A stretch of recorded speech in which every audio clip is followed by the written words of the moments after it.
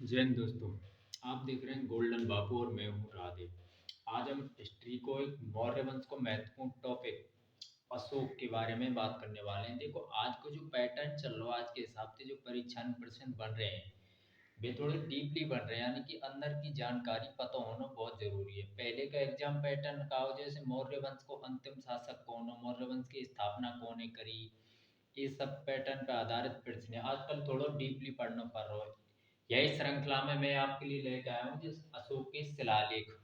सबसे पहले तो हम बात करेंगे कि अशोक के पापा को नाम क्या है, यानी कि अशोक के पिताजी का नाम क्या था, किसका पुत्र था। या मैं अक्सर कंफ्यूज रहे बच्चा कि अशोक के पापा को नाम बिंबिसार हो या फिर बिंदुसार हो। तो दोस्तों मैं आपको बता दूं कि जो बिंबिसार था, बिंबिसार को जस प्रतिबिंब रहे ना, प्रतिबिंब ऐसा वो है बिंबिसार, उसके पुत्र का नाम था अजात शत्रु।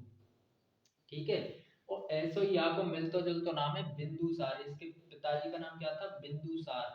बिंदुसार मतलब पॉइंट, जैसे पॉइंट हो गए ना, बिंदु, ऐसे इसके पिताजी का नाम था बिंदुसार। ठीक है। तो आज से ही आपको कंफ्यूजन क्लियर है जाना चाहिए। ओके। तो ऐसे आके शिलालेख तो काफी हैं। जैसे लघु शिलालेख की अगर मैं बात करूं तो लघु शिलालेख मतलब लघु मतलब छोटो, और शिलालेख मतलब शिला मतलब आप सब जाने के पत्थर।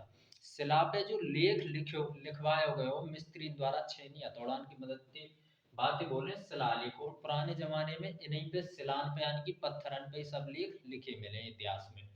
तो ऐसे आके लघु शिलालेख कितने हैं? 7। इनसे अक्सर क्वेश्चन एग्जाम में देखने को मिले। सबसे पहले आके बात करें कि सबसे छोटा शिलालेख कौन सा हो।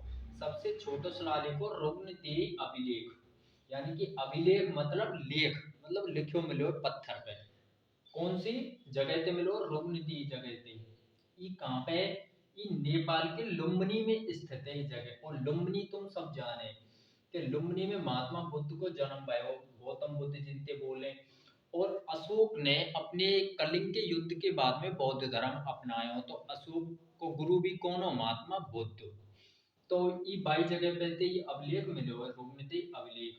तो अशोक ने यह अभिलेख में काल लिखवा के राखी, क्योंकि ये अपने गुरु को जन्म स्थान पे थे। गुरु के जन्म स्थान का लुम्बिनी वहां से ही प्राप्त हुआ है। तो वहां पे कहा कि अशोक ने टैक्स की व्यवस्था, टैक्स मतलब कम लगाया हो, और जगह की अपेक्षा वहां पे टैक्स कम लगाया हो। और अर्थव्यवस्था के बारे में जानकारी या अभिलेख से हमें प्राप्त है जावे। सेकंड नंबर पे बात करेंगे टोपरा अभिलेख। टोपरा वर्तमान में हरियाणा में पड़ा है, यहाँ पे भी एक अभिलेख प्राप्त हुआ है। और एक है मेरठ अभिलेख, मेरठ उत्तर प्रदेश में पड़ा है। इन दोनों अभिलेखन ने, यानी कि इन दोनों शिलालेखन ने जो फिरोज शाह तुगलक हो सल्तनत काल में, जो मोहम्मद बिन तुगलक के बाद में जो जाने शासन करे हो दिल्ली सल्तनत पे, वो इन टोपरा अभिलेख और मेरठ अभिलेख है उखड़वा के दोनों शिलान ने दिल्ली में ले गो, यानी कि दिल्ली राजधानी में आने ये स्थापित करवा दी।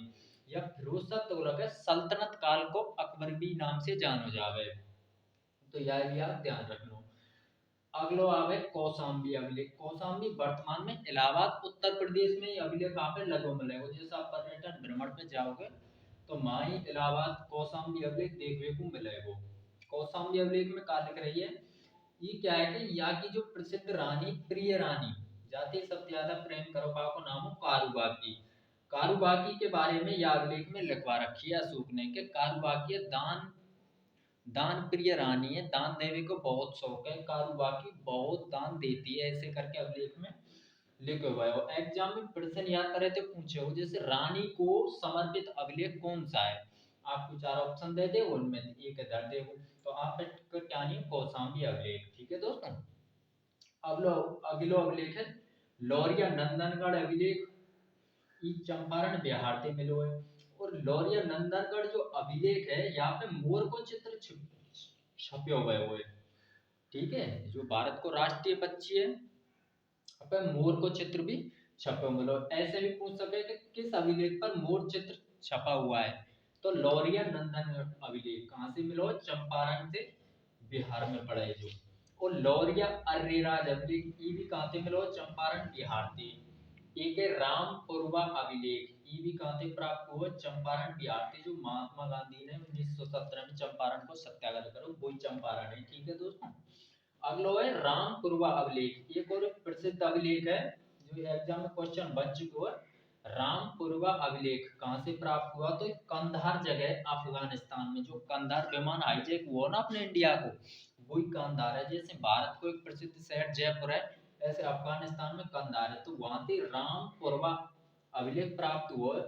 ये अभिलेख में खासियत ये है कि ग्रीक भाषा में भी लिख रहा है या में, और या में अरमाइड लिपि बोले, बात समय की जो लिपि चले करे, अरमाइड लिपि और ग्रीक भाषा दोनों में अभिलेख लिखो मिलो है।